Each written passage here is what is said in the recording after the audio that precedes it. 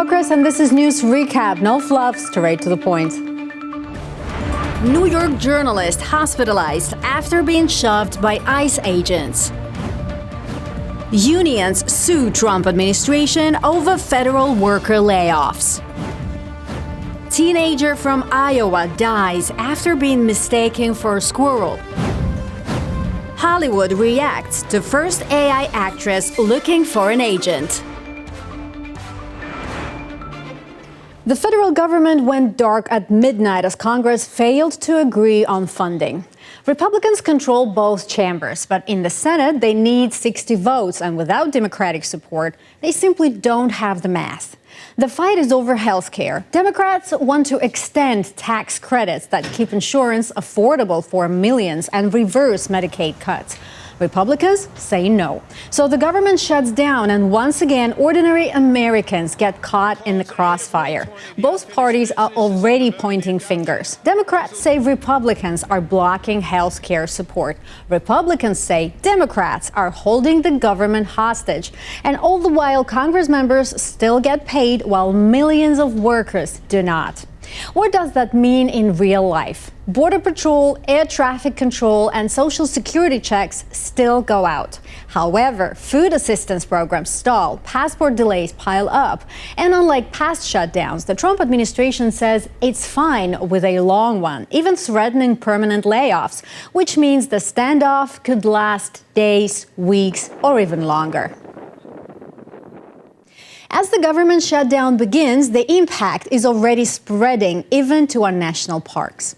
The Interior Department says open-air sites like trails and memorials will remain accessible, but buildings that need staff, visitor centers, monuments like the Washington Monument, for example, will close. Restrooms will stay open and trash will be collected, but emergency services will be limited. If safety or health becomes a concern, areas could shut entirely. About 64% of the National Park Service workforce is expected to be furloughed. Those who remain will handle essential work like law enforcement, fire response, and border and coastal protection. This isn't just theory. During the last shutdown, trails stayed open, but trash piled up, restrooms overflowed, and some parks had to close due to damage from unsupervised visitors.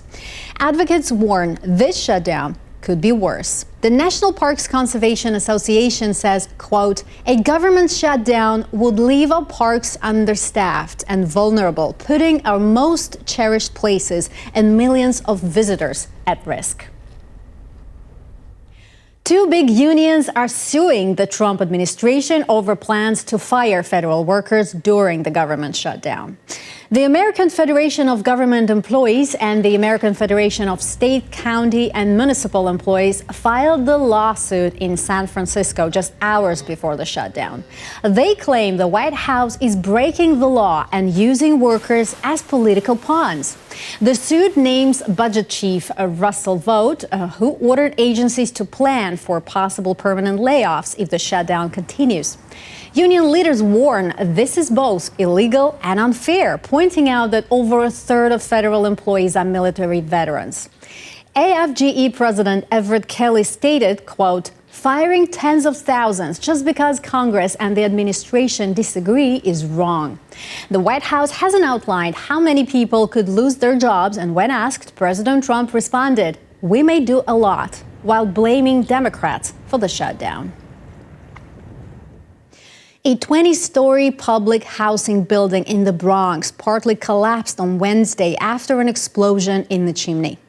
Mayor Eric Adams said the blast happened in the boiler room at 205 Alexander Avenue in Mott Haven. Fire officials are still investigating. No injuries were reported so far. Residents described shaking apartments and parts of the buildings crumbling. One thought it was an earthquake. The boiler provided heat and hot water for the complex. Emergency officials said NYCHA, the Department of Buildings, and Con Edison are inspecting apartments and restoring services. The Red Cross opened a reception center for displaced residents. Adams suggested the explosion may be linked to heating being turned on for the season. NYCHA said boilers are inspected each year before the heating season. New York City public housing has faced decades of disinvestment with $78 billion in repairs needed over 20 years. Mitchell Houses alone accounts for $717 million. Officials say the city was lucky no one was hurt and stressed the need for accountability. And New York building wasn't the only one. Drone video shows homes along North Carolina Outer Banks falling into the Atlantic Ocean after huge waves from hurricanes Umberto and Imelda. At least 5 homes in Buxton collapsed on Tuesday afternoon, all within 45 minutes. A 6th home fell late Tuesday night. No one was reported hurt. The footage shows houses hitting the water, smashing into other properties, and leaving debris on the beach. Local resident Hunter Hicks said it sounded like bombs going off. Windows were crackling, pylons were cracking. Houses were just washing all the way down the ocean. 3 of the homes were on Cottage Avenue and the others were on Tower Circle Road. Hurricanes Umberto and Imelda have sent huge waves along the East Coast, affecting the Bahamas, Bermuda, and U.S. coastal communities. Federal agents shoved and grabbed journalists outside a New York City immigration court on Tuesday, sending 1 reporter to the hospital. Viral Alibal, a photographer with Turkey's Anadolu news agency, hit his head after ICE agents pushed 1 reporter off an elevator and shoved another to the floor. A bystander helped Alibal until paramedics arrived. Video shows him in a neck brace being taken out on a stretcher. 2 other journalists were not seriously hurt. Homeland Security officials defended the agents, saying they were being blocked by people in the hallway, including journalists. Journalists said the confrontation came without warning. Dean Moses, a reporter with AM New York, said agents grabbed and shoved him as he tried to photograph an arrest.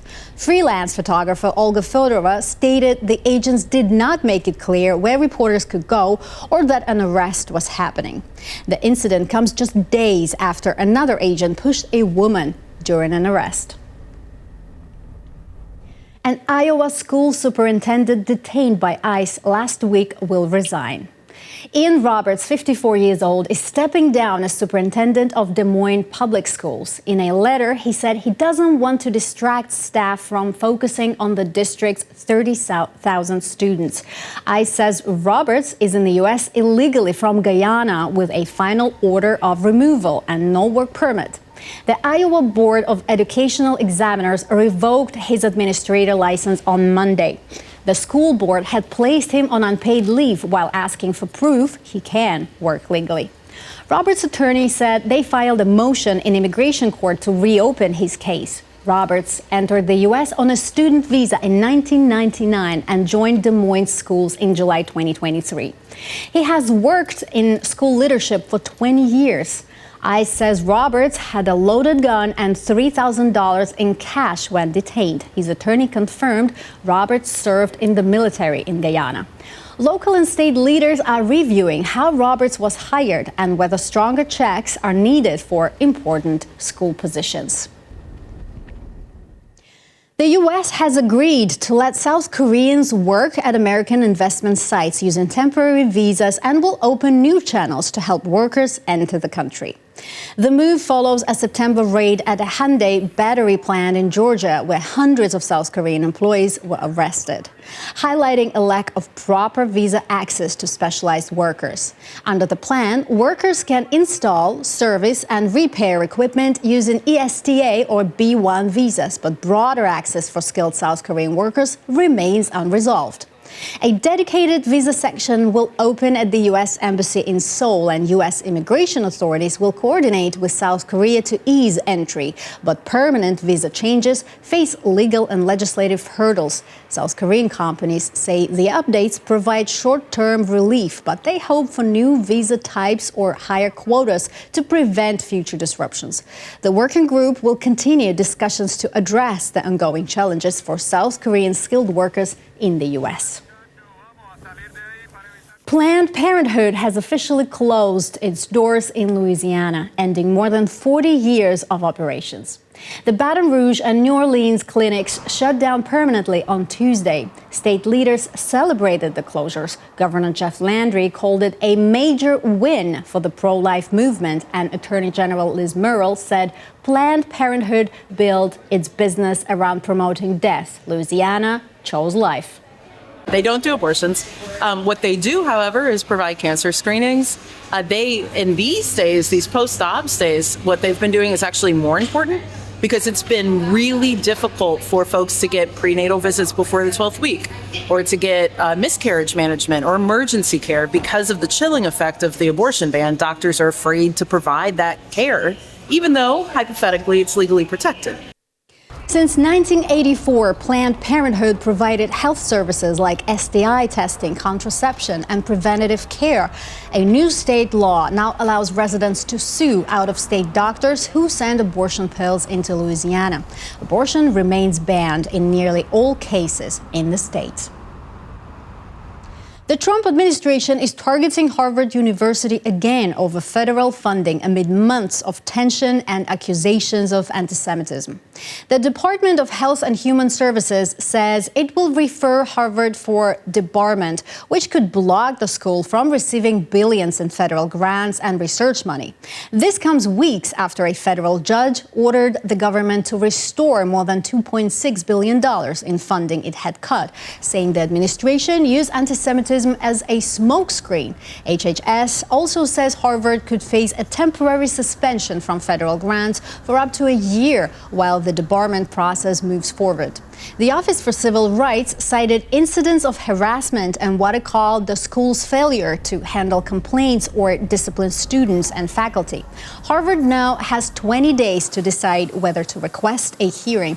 Earlier this year, the government froze $2.2 billion in grants after the school rejected demands aimed at addressing the issue. Some of those grants have now begun to be reinstated.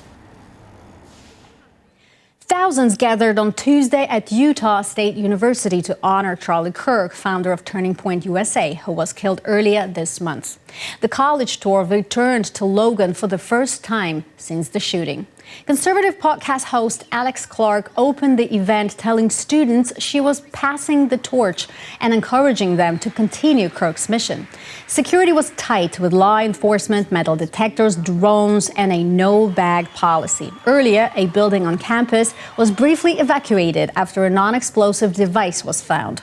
Kirk's death has energized conservatives who see him as a martyr and are expanding Turning Point chapters nationwide. The national tour continues with figures such as Tucker Carlson, Megyn Kelly, and Glenn Beck. Kirk was also criticized for language considered racist, misogynistic, anti-immigrant, and transphobic. Supporters say these moments are being exaggerated to tarnish his legacy. A 17-year-old Iowa teen died after being shot by a fellow hunter who apparently mistook him for a squirrel. Carson Ryan was hunting outside Iowa City when gunfire struck him in the back of the head. He later died at University of Iowa Health Care Medical Center. The incident is under investigation by the Iowa Department of Natural Resources and Washington County authorities. Ryan's high school track and field team shared a message on social media mourning his loss, asking people to keep his family and his teammates in their hearts. A GoFundMe set up for Ryan has raised over $50,000, describing him as a bright light to everyone who had privilege of knowing him, whose kindness and humor will be deeply missed. President Donald Trump signed an executive order on Tuesday to use artificial intelligence to fight pediatric cancer. The order adds $50 million to the Childhood Cancer Data Initiative, first launched during Trump's earlier term, with more funding possible later. The goal is to combine decades of childhood cancer data with AI technology to speed up diagnosis, improve research, and strengthen prevention efforts. The administration said AI could help create new trials and therapies and make treatments more accessible to families nationwide. After the announcement in the Oval Office, pediatric cancer survivors and their parents shared their stories, leaving the president visibly moved. White House officials have not yet announced which companies or technologies will be involved in the initiative. Not everyone, however, is excited about AI. In Hollywood, the controversy erupted after the creation of Tilly Norwood, an AI-generated actress whose creator says talent agents are interested in representing her. SAG-AFTRA, the actors union, condemned Tilly, saying AI cannot replace human performers. The union emphasized that Tilly is a computer-generated character trained on the work of real actors without their permission or compensation. They warn that using synthetic performers threatens actors' jobs and devalues human creativity. Tilly's creator, Elaine van der Velden, defended the AI, calling it a creative tool rather than a replacement for human actors. She compared it to animation or CGI, saying AI opens new possibilities for storytelling. But many stars disagree. Whoopi Goldberg said human performers cannot be replicated by AI, noting differences in movement and expression. Emily Blunt expressed shock at Tilly's image, calling the idea of AI actors really, really scary, and urging agencies to preserve human connection. And that is all for now. The top stories of the day, no fluff and straight to the point. Don't forget to subscribe, like, and drop a comment. I'm Kat Pokras, and I'll see you next time.